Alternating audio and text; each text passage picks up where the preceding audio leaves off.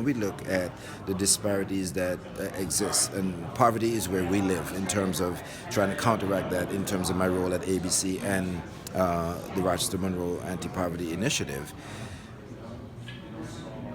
Education, housing, employment, criminal justice, healthcare, all of the data is skewed along racial lines, every single one. So there's an issue that we as a community need to address. And in order to do it, you have to invest in it.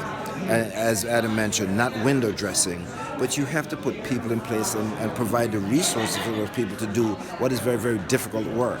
And hopefully what it ends up resulting in is some transformational change rather than the transaction of just having somebody appointed as a chief diversity officer. It's a movement that needs to happen not just with that person, but within institutions and then across communities. The county is a large employer. We think every institution in Rochester, in Monroe County, needs to have a racial equity assessment.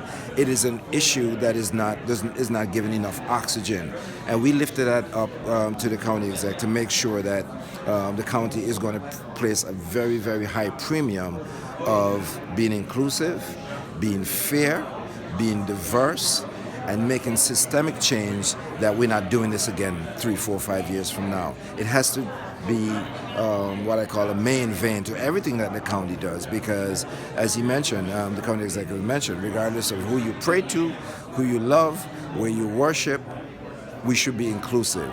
And that is just going to be part of the role of the chief diversity officer. But it's not going to be his or her role alone. Everybody who manages somebody at the county should have an equity lens. So it's deep and it's wide.